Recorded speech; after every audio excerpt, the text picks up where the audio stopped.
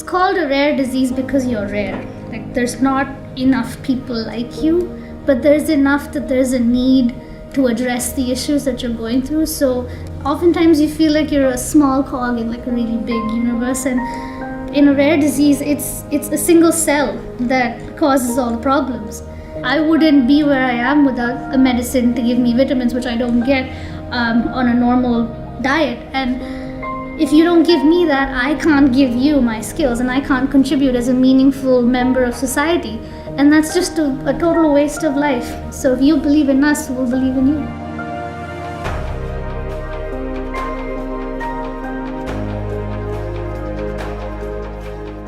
We all start as a single cell, and now we're a multicellular organism. We have multiple different cell types. And in the case of Alagille syndrome, it's actually just a small change in your DNA that leads to sort of a cascade of events during development.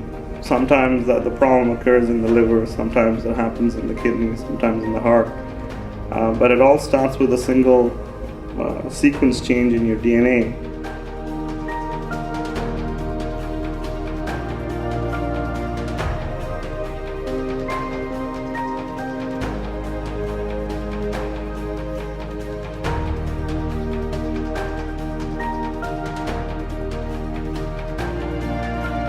Dr. Kamesh is amazing. I've met a lot of researchers in my 22 years, and he explained everything he's doing. He told us in lay terms, so we could actually understand not just that they're doing research that might be related to Alagille syndrome, that is directly related, is even cooler.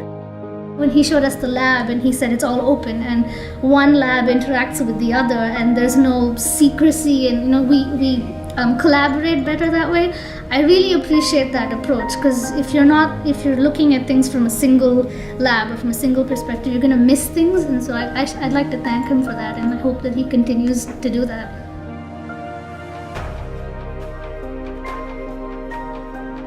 Shamba Hobby is 25, just 3 years older than me. Together we created the first Facebook support group. It was amazing. We got to meet finally after 3 years of FaceTiming and messaging and wanting to give each other hugs during tough times, and finally getting to see each other in person. It was so emotional in the airport. We literally ran to each other, like all filmy style, and like a proper Hollywood movie. And I think I'll never forget that feeling. There's a very good chance that any cure that happens, eventually I'll be too old or I'll be going through complications and it will not apply to me. And that's just a reality that comes with it, which it stinks. But when you meet these young warriors that are singing to Frozen and singing to Disney songs, and their parents are just starting on this journey, that's the reason.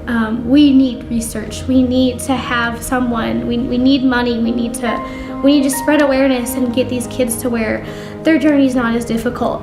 Because it's not fair. I don't like to use that phrase often because I don't have pity for myself. I'm doing really well.